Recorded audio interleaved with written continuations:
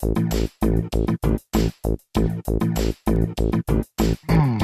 need to have someone on the executive level, and that should be not sustainability, not environment, not all should be addressed from a holistic point of view, and that should be a chief care officer or chief caring officer, however you want to call it.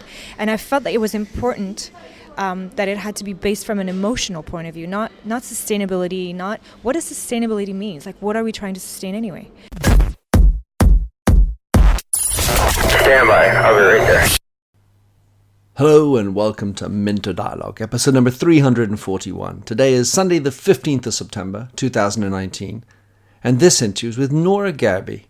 Nora is the founder of Who Cares Chronicles, a New York-based international caring initiative aiming to promote and provide insight into everything related to CSR.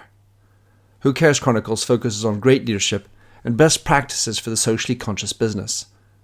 Nora is also on the advisory board of several not-for-profit tech and fashion companies. In this discussion with Nora, we discuss how companies should be or could be creating high-value impacts, the potential for an impact index, the role of empathy and vulnerability in business, the production of content, and finding ways to intelligently promote corporate social responsibility.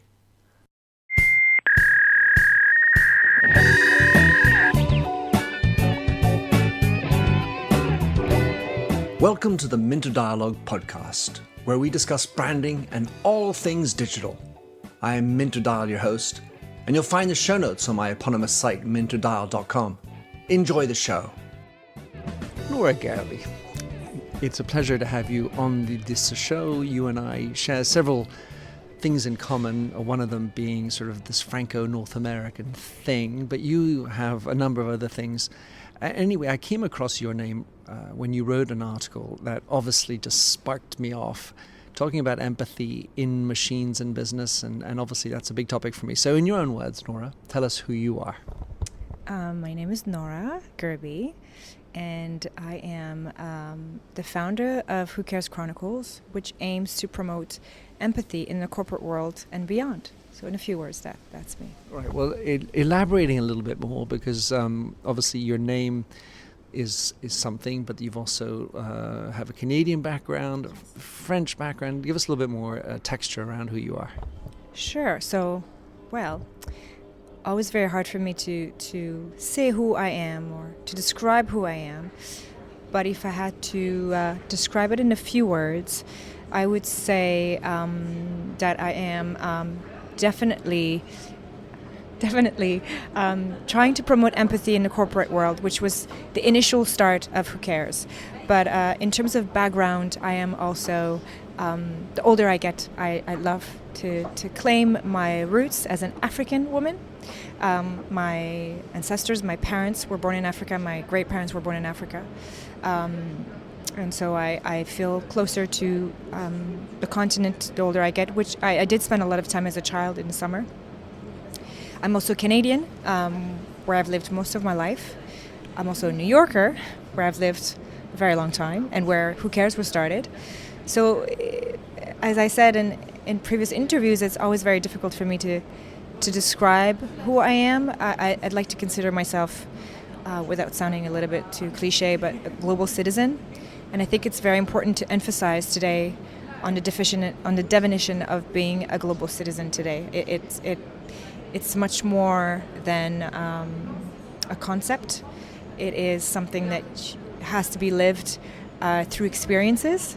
And I feel that I have yet a few more experiences to live, but I feel very close to many places in the world, such as Africa and Canada. Obviously, I'm Canadian, very proud Canadian. I'm also born in France, so I am also French. I've spent a lot of time working in Haiti, so I feel very close to the culture in Haiti, which is very close to the culture of my parents' birth country.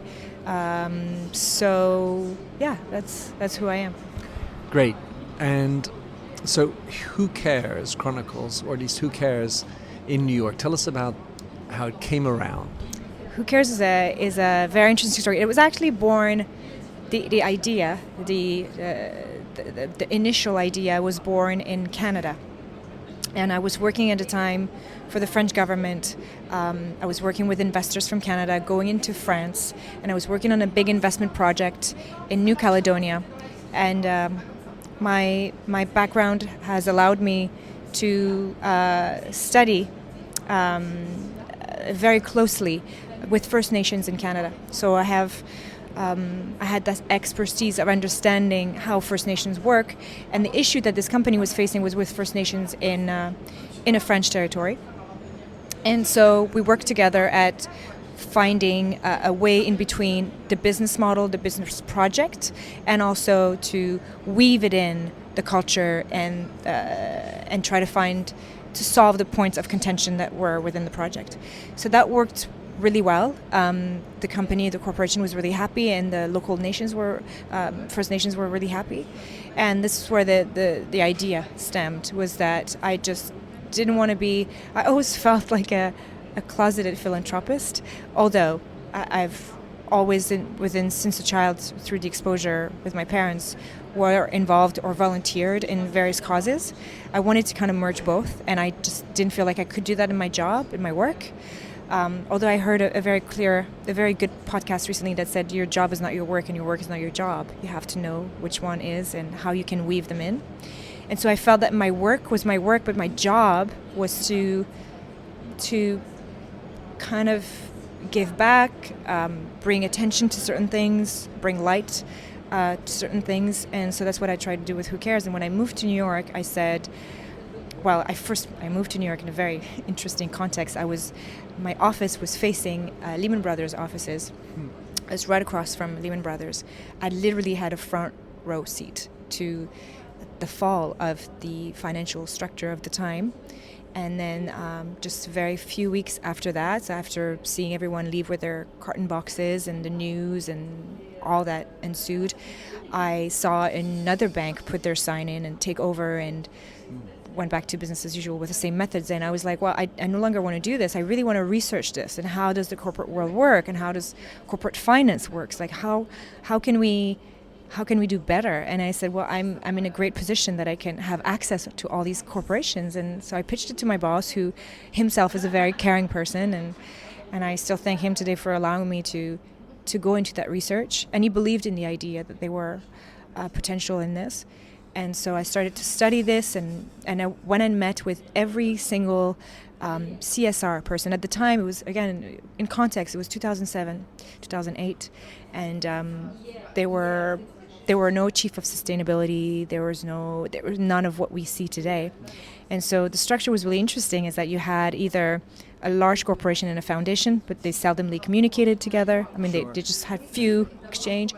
Or you had a marketing director or communications director that did that, CSR covered it. Or you had a random person that was a CSR, with no credibility. Absolutely. And very, very, very seldomly heard. I mean, ideas or points were very seldomly heard. So I was like, none of these models work. We need to have someone on the executive level, and that should be not sustainability, not environment, not all should be addressed from a holistic point of view, and that should be a chief care officer or chief caring officer, however you want to call it. And I felt that it was important that it had to be based from an emotional point of view, not sustainability, not what does sustainability mean? Like, what are we trying to sustain anyway?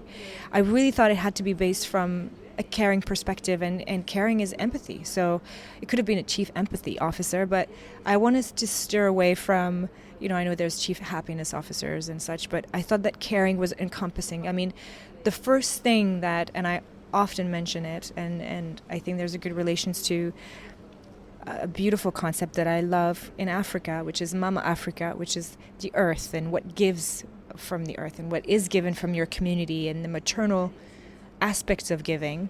And Who Cares, the logo and all our color scheme is pink, light pink.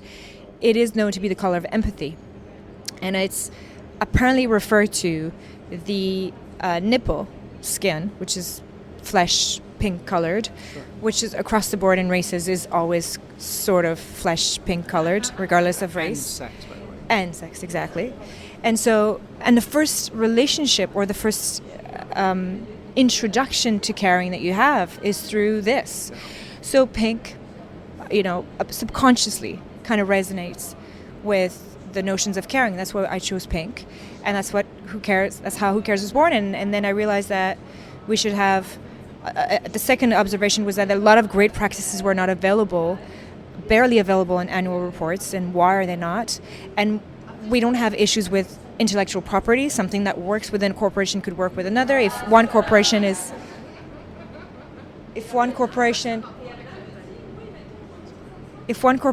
working well and saving a river, there's no reason why another corporation shouldn't apply that great practice. So that's where we started a website with a database, and we would just gather in all fields great practices. And some of them very often can be translated from, say, a great practice in pharmaceutical can be translated into agro-tech or food or cosmetics sometimes. So available great practices, the nomination of chief care officers, finding them out, finding what they're doing, why are they doing it, how are they doing it, and kind of bringing light to that with a partner that is Conscious Magazine. So we write features of these people, these chief care officers, and then conferences and talks and a lot of articles that I write on these topics. And we also do work with schools and corporations where we do talks and workshops and to enhance empathy in these. That's why it's the corporate world and beyond, because as we started noticing that there were also great practices in communities, and that there's a lot of people that are chief care officers, but more like ethical leaders or citizens of change. That's what I call them in the communities, citizens of change, and then ethical leaders in startups or smaller businesses, where they bring in forth just great practices, good ideas that are dramatically, sometimes it's just a little idea are dramatically changing the face of a city or the face of a company or an industry. And so I feel like the more we'll have visibility on these, the more we'll bring these to the forefront, the more they will be duplicated. The core of the business is, again, unrelated to intellectual property. When you do good, you shouldn't boast about it, but you should definitely, if it's a thing that works, you definitely want to share with others so that if it fits their schedule, they have time to do it, why not duplicate it and know that you're going to have the same effect and impact? A good friend of mine, Giles Gibbons, says, doing good is good for business. When you're talking to a CEO, presumably not a chief officer of empathy, but a chief executive officer rather, how do you justify care? What are the arguments that work? Because let's say there's a cynical eye. You're going to make me spend money on stuff got no ROI. What are the killer arguments to get care to work? Well, yes, very good question, very good point. The number one thing is that we have now enough studies and enough data that demonstrate that, a lot of companies are like, well, how do I get to be the, best companies to work for, well-being and all such things, and where you want your employees to feel a sense of purpose and sense of being a part of something greater. A lot of those values don't necessarily come from, well, they do, they stem from HR, but a lot of them come from the values that we try to promote with Who Cares. But second, and most importantly, and what is the thing that always resonates with these CEOs that are doubtful about what we try to promote, is that it is proven now that a company of the same size, of the same industry, that applies that sort of approach and try to establish rules and practices that will enhance empathy within your business has a higher revenue by 10 to 15% higher. Same size, same industry. So it is proven that it is not only good for your business, but it's good also for the well-being of your employees. And it's not just marketing or greenwashing, or it's really an interesting value. It has to be a part of your DNA, where you get up in the morning, and I think a lot of people have a midlife crisis because they go through the motion of the bottom line, and the bottom line only gets you so far. And I'd like to make actually a little diversion on this podcast, but I was just yesterday at the memorial of a person that was very dear to me who passed 8 years later. And I was sitting there with my daughter at this memorial, and I just realized, and it was very clear to me, this person was a highly prominent person in business. And at the end of the day, when you pass, and years later, what remains is the within his business was the sentiment of community, the values that you've shared. It's not so much, I mean, of course, the value you've created for your company definitely will go down in history if you made a company go from 1 to 100 billion, for sure. But it will also be, and that's one thing that I would like to establish, is a new kind of index where you could see the impactful index. Like you could have a stock market for value, like as we know it, money, pure money, and we've had it for so long, but isn't it time that we do have an index and a stock market for our impact and our environmental impact and positive impact? And I think today it's time. We are finally at this time. When I started Who Cares, I used to have people laughing at me when I would introduce the concept and empathy and the ideas behind it. And I think that now people are finally ready to understand that purpose and empathic values and doing good and not just doing it on the side or having it as a token, making it a completely and fully embedded within your strategy, I think is essential, and it is extremely rewarding for everyone involved. So, of course, I tend to agree with you, Nora, but I also believe that the stock market is not ready or mature enough to decorrelate or uncorrelate the stock performance with this other index that you're going for. So the question then becomes, how do you help the CEO to invest the time when he or she knows that the shareholder is going to be bearing down on them for the end of the month performance? Yeah, but I think the essential core of Who Cares is to extract high value practices. So if we give you one or two values, very small very, very easy to adapt, very small tweaks, they're going to create such greater values. I mean, the investment is really minor versus the reward. The reward is much greater than the investment required.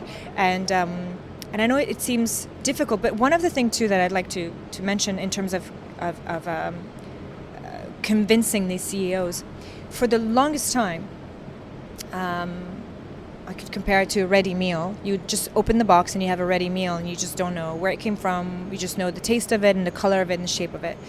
But the moment you take people on the journey of where it came from, so if you take the CEO from the value that he's creating, so this is how you have X amount of dollars that you created this year for your company. I'm going to take you through the history, the chronology of this creation. And the moment you do that, and it's sometimes very rare that you meet a CEO that actually knows every step of the generating of his revenue, it changes. It once you know, it's very rare that you have people that are like, oh well, I don't really care how I made that. I'm going to do more of that and make more next year. If there are flaws in the generating of your value, I'm talking about, again, monetary values, an informed CEO, in most cases, and I truly believe in the good of people, once they're informed, whether they are consumers or executives, they do tend to want to make the change. The challenge is, that's the next thing, is that once they know they want to make the change, how do I do that? You just have to give them the little tools that you have, and sometimes the littlest tools can make the biggest changes. So just to go back onto that notion, one of the things I've observed is that as soon as the CEO or the company that we're talking to struggles, let's say, to have a justifiable ethical line or is unprincipled, then this whole thing just falls apart. It'll fall on deaf ears. But so then if that's your target, then the challenge is, exposing them to this ethical impropriety and giving them, a chance, a lifeline to come straight. But I think there are still many, many people who don't see that as an interest and are more shark-like and are egotistically driven, typically men who are going to say, this is all I'm interested in. So I want to get back to one thing, though, which is empathy and care. Give us a definition or the differentiation between empathy and care. That's a great question. I think empathy is I was just watching something earlier about a masterclass in acting, and it was actually a famous actress, to name her, Natalie Portman. She was mentioning that being an actor is one of the greatest form of empathy, because you have to put yourself in the character. And I think that's why the technology that we have today is going to be an incredible tool for us. We last year we did this short documentary film. It was a film in a refugee camp in the Bekaa Valley, and we wanted to do this through the eyes of this little girl who's 7 years old, and we know today that most refugees are actually children under the age of 15. And I think that without having to be an actor, you can be a form of an actor today with AR and VR, and you have the ability to project yourself into the situation of a refugee child, or a sex worker in somewhere in the world. You can be an abused worker in a factory somewhere. Like, there are a lot of opportunities for us to put ourselves beyond what we can see on television. And also, I think the difference between empathy and care is the bridge between the moment you know is empathy, the moment you act is caring. But in order to get to the acting part, you need to make sure that the information that you give when you're on the empathy side does not create fatigue, because you can have, if you're highly empathic, you can be drained, and it happens with a lot of humanitarian workers who have all sorts of PTSD afterwards. You have to do it, and I think we have today the means, without going into overexposure of violence and suffering, the ability to tweak and to tip and to lead in a very elegant way. And this is what we wanted to do with the documentary. I didn't want to do, and I had people actually being upset, people that worked, humanitarian workers on refugee camps, are like, well, this is too beautiful a piece. It's almost dreamy and pretty, and I didn't want to do something sensational or portray so much of the violence and the suffering that this girl was going through and other children there. I wanted to do a story that was just an interview. You have 10-15 minutes with her. You never get to have 10-15 minutes with a refugee camp child. Here, I'm going to give you this opportunity, and we were just asking her questions. And I think we can do it today through elegantly, beautifully, aesthetically. There is a way to show, and I may be getting beaten up for what I'm about to say, but there is a way to create empathy and to enhance your empathy by the production of content that doesn't have to be violent for people that they want to turn away and never want to know about this again and never want to open the box again because it's too painful. And a lot of the times it's what happens, is people don't want to know about it because it is too painful for them to digest. We want to make them digest something that's beautiful so that something beautiful can be done to solve it. So first of all, how can someone see the film? So the film is not yet available for wide use. We've had targeted audiences see it. We have a second version coming out. The director, who co-directed with me, was adamant about having, so just to give you a bit of context, I've used the technique that I've used in Haiti with the work I've done in Haiti, which is therapeutic art.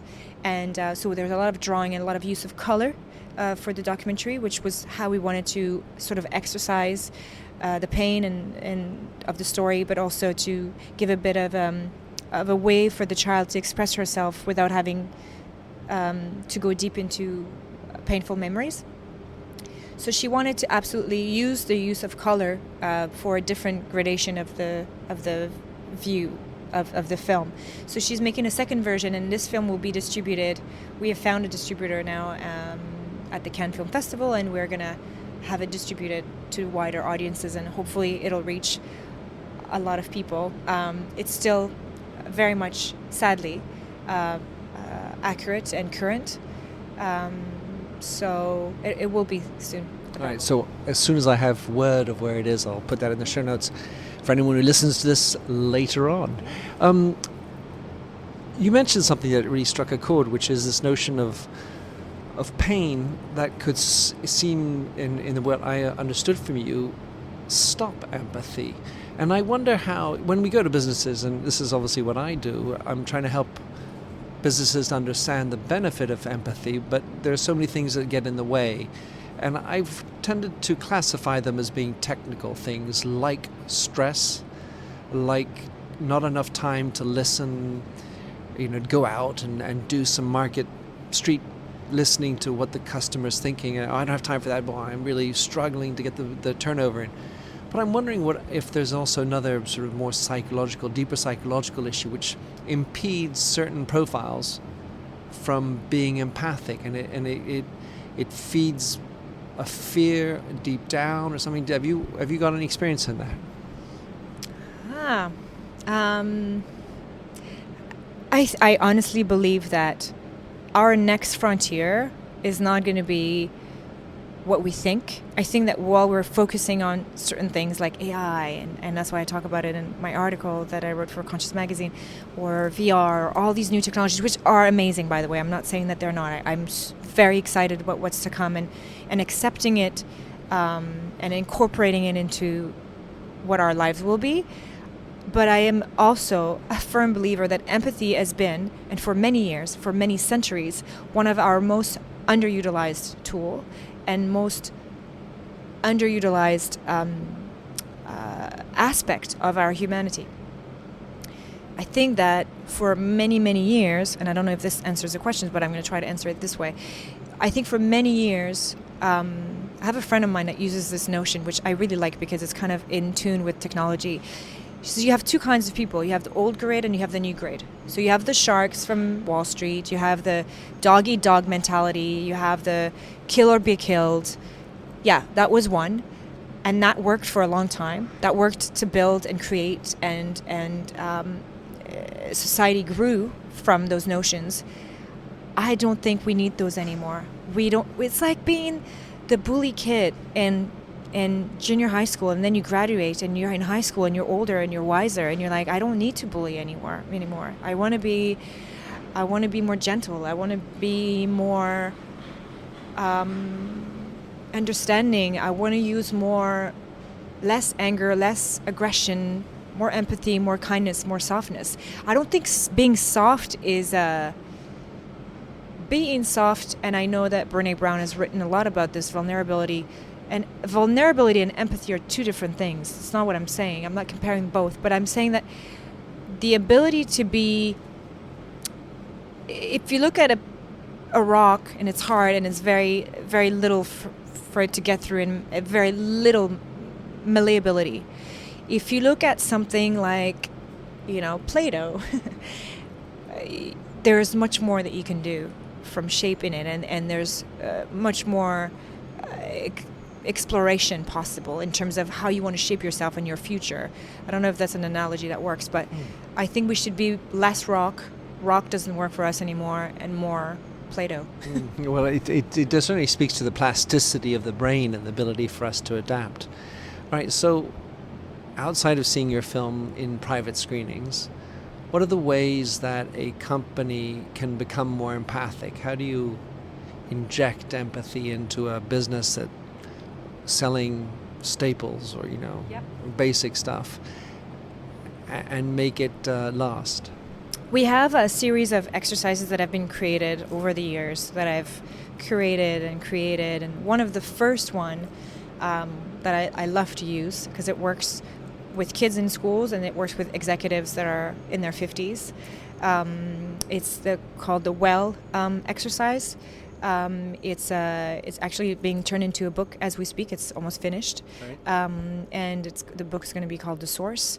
And it's from a story that happened when I was a child in Africa, North Africa. My grandfather in the 80s, the infrastructure in North Africa were not what they are today. And very often water would run out for an hour or two. But one time the water ran out for a couple of weeks. And then he had a well in his... Exactly, it was really hard. So we had access to water bottles delivery, and we had this well, his well in the property.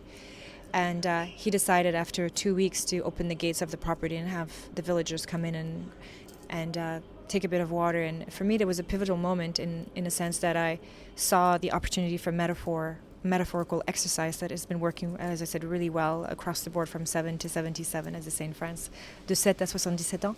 And it worked really well because, within the exercise, it enhances your self-esteem for children, and it really boosts talent and creativity. And then for executives, it kind of extracts aspects of themselves that they're not feeling comfortable to express. So it's all forms of like abilities and talents that they have that they just don't feel that they could use. Give an example of something that they're not comfortable expressing.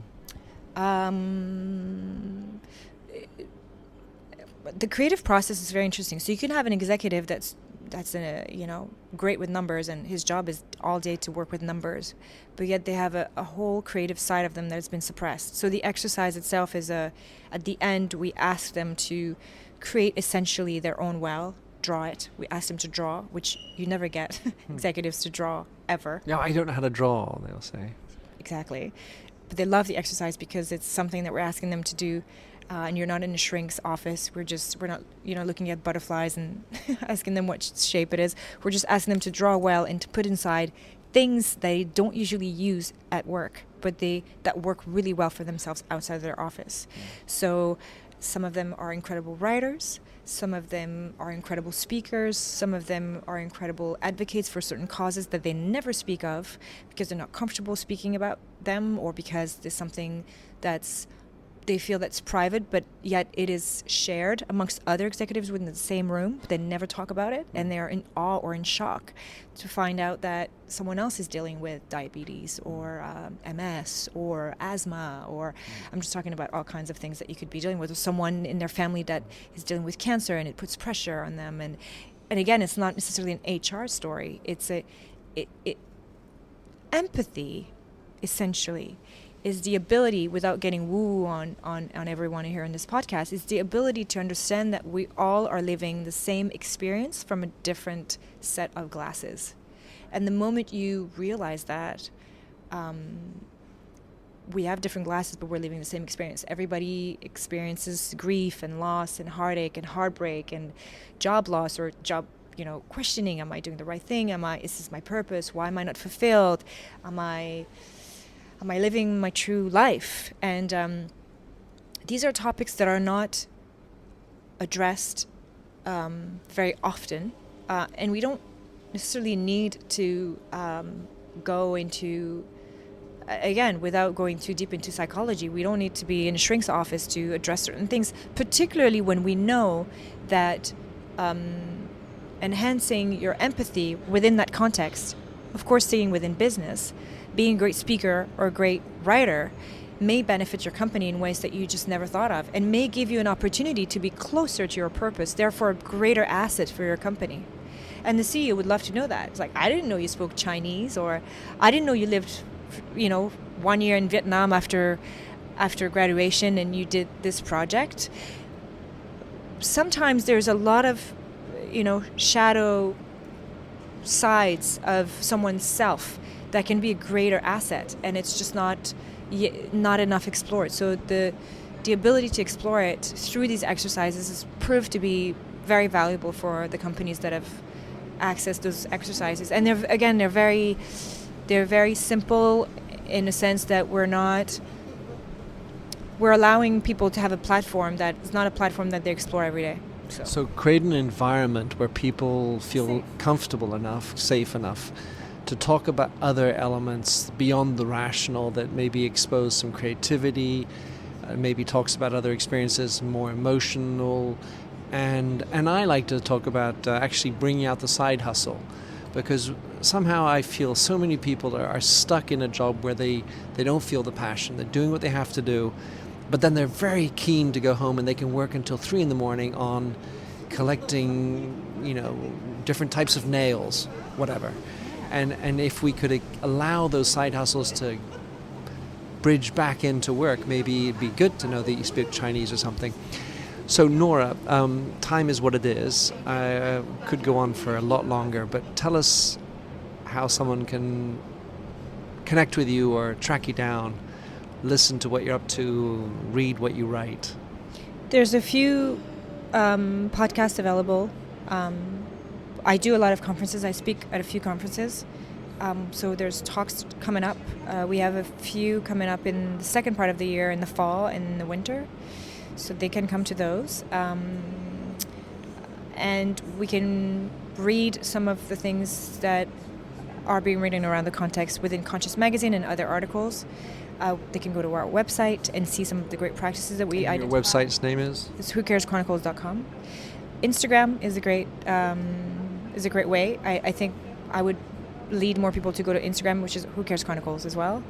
So you can just Who Cares Chronicles is the name of the page, and they will get most from Instagram, I think, and the website. All right, well, great. I think it's been great to have you on the show, Nora, to hear about what you're up to and help promote a topic that, of course, I feel dear to. Thanks for being on the show. Good luck. Stay in touch. Thank you so much for having me. Honored. Thanks for having listened to this recording of the Minter Dialogue Show. You'll find the show notes and other blog posts on minterdial.com. If you enjoyed the show, please head over to iTunes to give a rating and review. And to finish, here's a song I wrote with Stephanie Singer, A Convinced Man.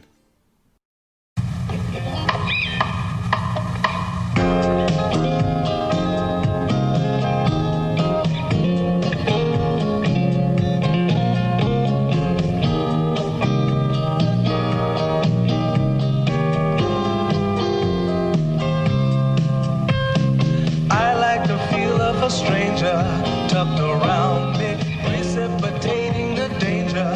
To feel free, trust is the reason. Still, I won't toe the line. I sit here passively, hope for your respect, anticipating the thrill of your intellect. Maybe I tell myself there's no use in me lying. I'm a convinced man, building an urge. I'm a convinced man, to live and die submerged. A convinced man, in the arms of a woman. I'm a convinced man, challenge my fate.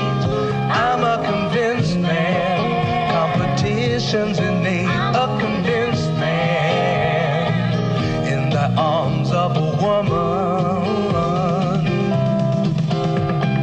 Despise revenges and struggle to see. Live for the challenge so life's not incomplete. What's wrong with challenge? I know soon we all die. I like the feel of a stranger tucked around me, precipitating the danger. To feel free, trust in my reason, and let me show you why. I'm a convinced man, practicing my line.